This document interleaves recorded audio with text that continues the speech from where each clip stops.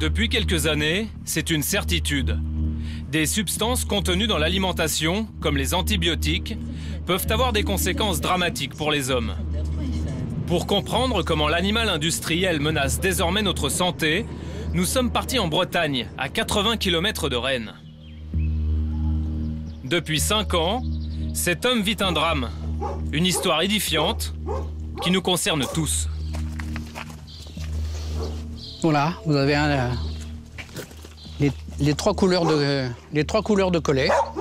Silvio Forez est éleveur de chiens, des cotons de Tuléar, des Rottweiler, mais surtout des collets, victimes depuis quelques années d'un mal étrange. Viens ma Gigi. Viens ma Gigi. Oh, Ginette n'a que 6 ans, pourtant la dentition de ce collet femelle ressemble étrangement à celle d'un vieillard. montre ta belle dentition, ma Ginette. Alors, voilà. Et c'est pas la pire. Ginette a perdu ses incisives et l'émail des dents qui lui restent. Tout jaune, hein? Oui. Marron jaune. Tout l'émail est parti. Depuis 10 ans, Silvio nourrit ses chiens avec des carcasses de poules vendues par plusieurs abattoirs de sa région. Récemment, l'un de ses clients médecins l'a mis sur la piste des antibiotiques. À un moment, il nous a dit il n'y a pas de solution, il y a des antibiotiques dans la viande. Ça ne les a pas empêchés de vivre vieux, hein, puisque mes deux plus vieux sont morts à 15 et 16 ans. Mais par contre, la dentition, il n'y a plus rien, quoi. Ils avalent. Quel est donc cet antibiotique qui s'attaquerait aux dents? C'est la tétracycline, un médicament déconseillé pour l'homme depuis près de 30 ans. À 130 km de là, le docteur Jean-Louis Tillier va nous apprendre que cet antibiotique n'épargne ni les dents, ni le reste du corps.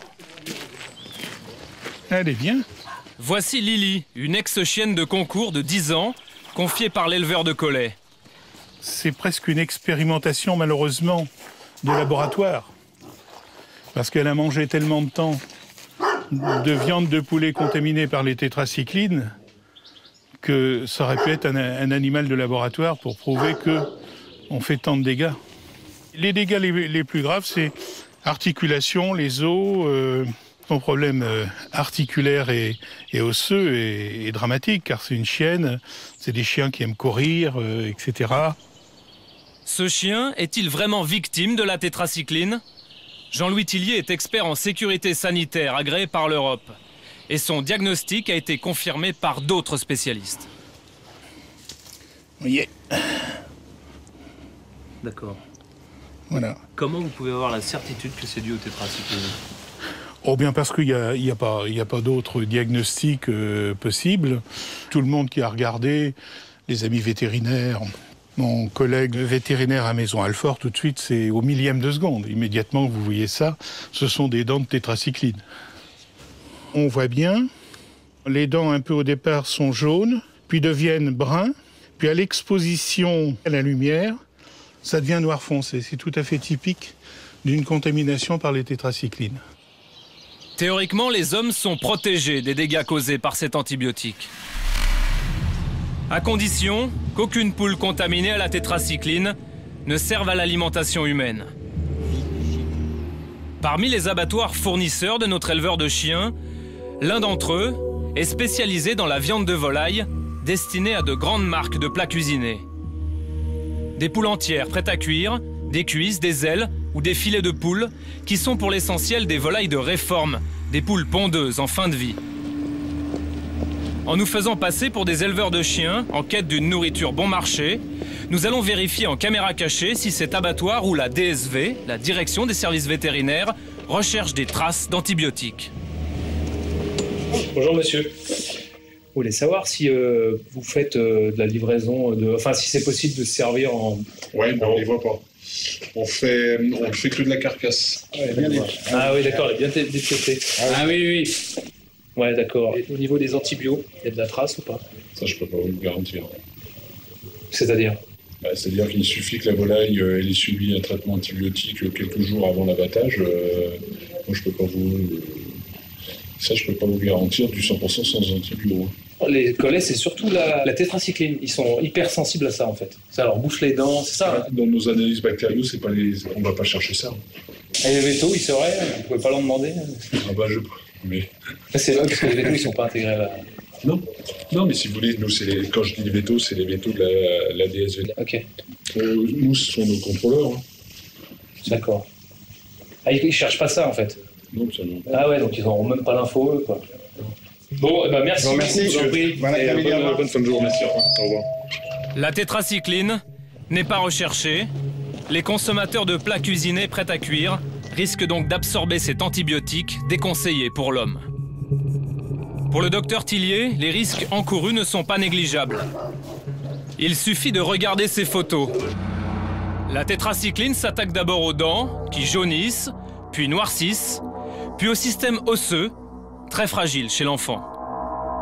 Il y a beaucoup de travaux scientifiques qui ont confirmé l'atteinte des os et des articulations.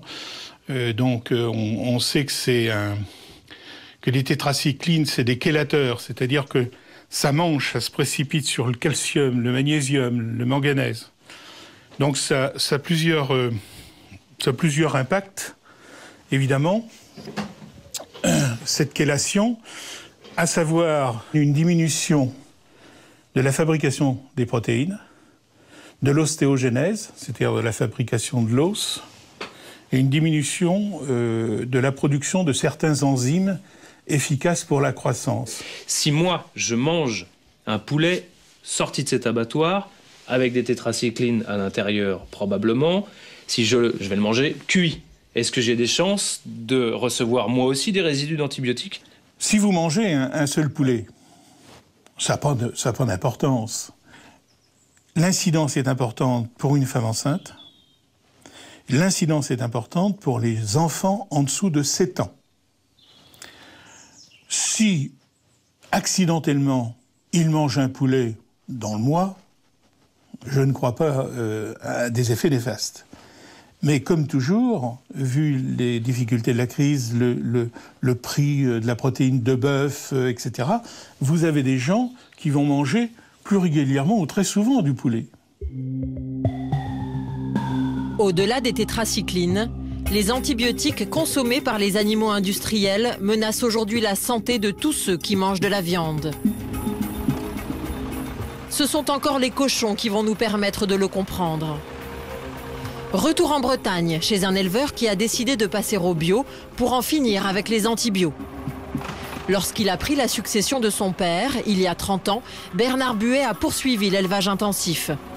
Des cochons entassés dans le noir, dans ces hangars qu'il a décidé de démonter aujourd'hui. C'est vrai que le plus dur, en fait, pour passer du conventionnel au bio, entre autres, c'était casser le bâtiment. C'était faire, dans sa tête, faire le pas. Et après, quand j'ai cassé les murs, finalement, j'étais content. 1500 cochons par an et moins d'1 mètre carré par animal. Dans cet univers concentrationnaire, les porcs tombaient souvent malades, malgré les doses régulières d'antibiotiques. C'est un animal qui est plus fragile. De fait de sa concentration, et sans traitement de temps en temps, automatiquement ils attrapent un coup de grippe ou un coup de...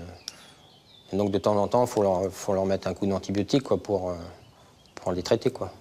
On s'est rendu compte que au niveau des microbes, il y avait de la résistance et qu'il y avait certains antibiotiques qui ne faisaient plus leur effet dû les microbistes qui étaient résistants, quoi. À force de donner des antibiotiques à ces cochons, René s'est aperçu que leurs infections étaient de plus en plus difficiles à soigner quand ils étaient vraiment malades. Bon, on a le registre d'élevage. Pour René, ce registre d'élevage symbolise des méthodes qu'il ne veut plus pratiquer. Les porcelets et les truies sous traitement répété, des médicaments de moins en moins efficaces.